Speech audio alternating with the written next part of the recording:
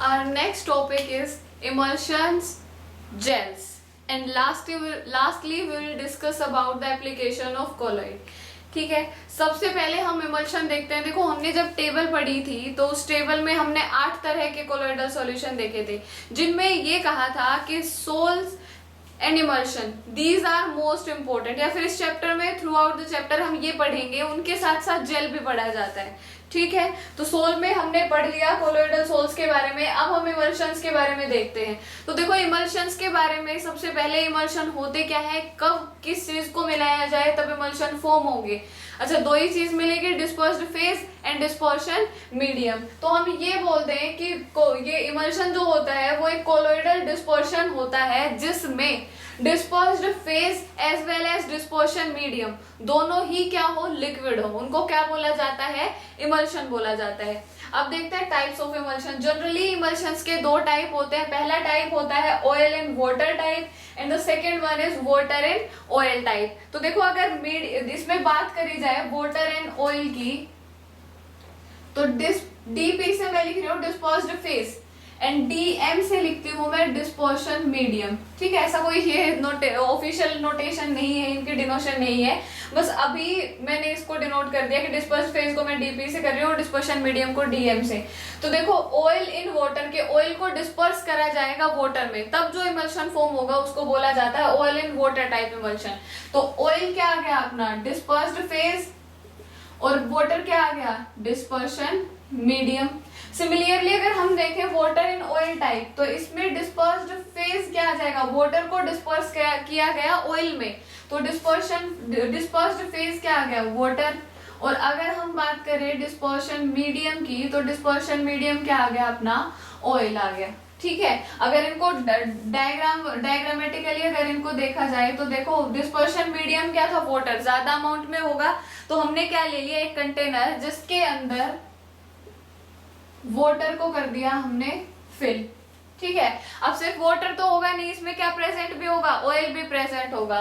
तो हमने सबसे पहले तो करा उसको इमल्सिफाई, और इमल्सिफाई करने के बाद हमने उसमें ऐड करा oil.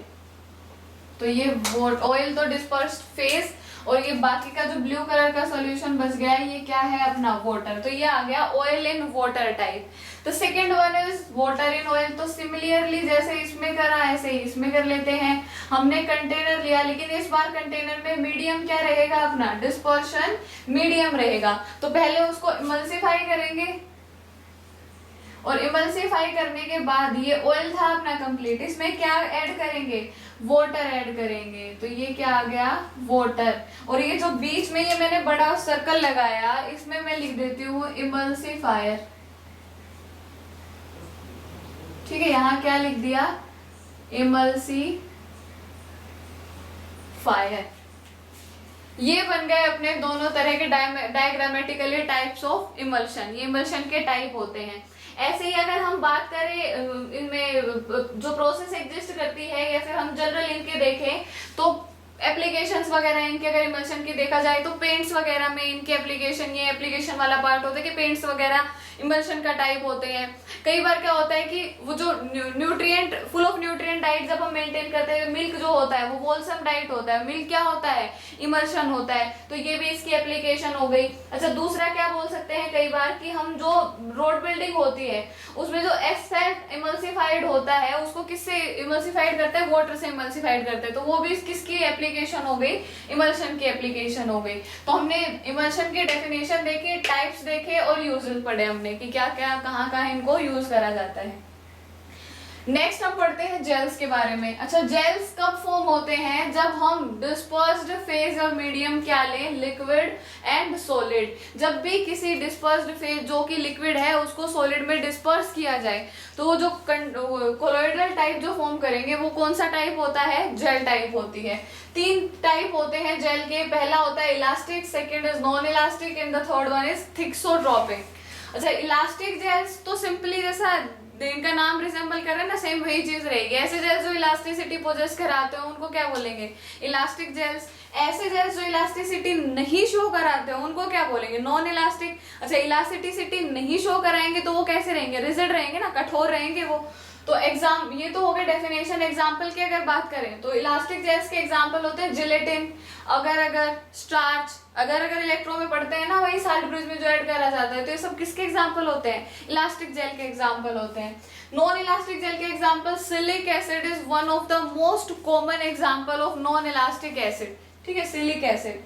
And the third one is thixotropic gel. तो देखो थिक्सोट्रोपिक जेल क्या होते हैं कि जब भी इन जेल्स को मैकेनिकली शेक किया जाता है तो वो अपनी जेल लाइक प्रॉपर्टी को तो कर देते हैं लूज, अपनी उस प्रॉपर्टी को तो डिकम्पोज डिस्ट्रॉय कर देंगे वो, और एक लिक्विड की फॉर्म में कन्वर्ट हो जाते हैं। इस प्रॉपर्टी को थिक्सोट्रोपी बोला जाता है, और जो जेल्स होते हैं इनको क्या बोला जाता है? थिक्सोट्रोपिक जेल, ठीक है, ये होते हैं। अच्छा, कई बार क्या होता है कि जब इन थिक्सोट्रोपिक जेल्स को अगर हम कंटिन्यू कुछ टाइम के लिए इनको ऐसे ही छोड़े रखें, इनको नहीं इनमें कोई फिनोमिना एग्जिस्ट करे, तो वो जैसे जैसे टाइम पास होगा तो वो क्या करने शुरू कर देते हैं? श्रिंक होना शुरू हो जाते हैं। जैसे जैसे टाइम पास होगा, अगर इनको लिक्विड फॉर्म में कन्वर्ट होने के बाद काफी टाइम बाद अगर ऑब्जर्व करें तो ये श्रिंक होना शुरू हो जाते हैं। इस प्रोसेस को बोला जाता है वीपिंग, ठीक है, इस प्रोसेस को बोला जाता है वीपिंग। जब भी हम थिक्सोट्रोपिक जेल जब लिक्विड फॉर्म में कन्वर्ट हो जाए और उसको काफी टाइम बाद ऑब्जर्व करें तो वो अपनी क्या कर देते हैं? साइज को श्रिंक करना शुरू कर देते हैं। इस प्रोसेस को वीपिंग बोलते हैं, ठीक है। ये हो गए जेल्स, जेल के डेफिनेशन और जेल के टाइप। अच्छा, जेल की अगर एप्लीकेशन की बात करें तो हम जेल को कहाँ कहाँ यूज करते हैं? हम अगर अगर जेली को यूज करते हैं, हम जिलेटिन को यूज करते हैं, फूड वगैरह में प्रिजर्वेटिव के तौर पे जो भी यूज किया जाता है जिलेटिन यूज करते हैं, और इलेक्ट्रोकेमिस्ट्री में या समहाउ लैब्स में हम अगर अगर जेली यूज करते हैं। तो ये सब क्या हो जाते हैं? जेल्स के एप्लीकेशन वाला पार्ट हो जाता है, इनकी एप्लीकेशन हो जाती है। अब हम देखेंगे एप्लीकेशन ऑफ कोलॉइड की कोलॉइड को कहाँ कहाँ यूज किया जाता है, या जनरल डेली लाइफ में या नॉर्मल रूटीन में इनकी क्या क्या एप्लीकेशंस होती है। सबसे पहली एप्लीकेशन होती है that colloids are used in foods. Foods में अभी अभी हमने जिलेटिन की बात करी थी, that sometimes gelatin behaves as food preservative. तो वो प्रिजर्व करने के लिए फूड में क्या ऐड किया जाता है? Gelatin, which is one of the type of colloids, ठीक है। चाहे हम जेलीज यूज करते हैं, जो नॉर्मल सैलेड्स वगैरह हम खाते हैं उनको डेकोरेट करने के लिए या फिर उनके टेस्ट को इनहेंस करने के लिए हम क्या यूज करते हैं? जेली यूज करते हैं। नॉर्मल अगर कैंडी वगैरह जो होती है उनमें भी जेलीज यूज करते हैं। तो वो क्या होती है? एप्लीकेशन होती है कोलॉइड की, क्योंकि जेल भी तो टाइप होता है कोलॉइड का। नेक्स्ट होता है purification of water. Water purify करने में भी हम कोलॉइड्स का इस्तेमाल करते हैं। Next is medicine. Medical industry में भी कोलॉइड्स का इस्तेमाल करते हैं। हमने इससे रिलेटेड डायलिसिस पढ़ा था, ठीक है। तो वो उसमें जब ब्लड में प्योरिफिकेशन को अगर रिमूव करना, सॉरी ब्लड में से अगर इम्प्योरिटी को रिमूव करना हो तो हम क्या यूज करते हैं? उसमें डायलिसिस यूज करते हैं। तो एक तरीके से एप्लीकेशन हो जाते हैं कोलॉइड की मेडिकल इंडस्ट्री।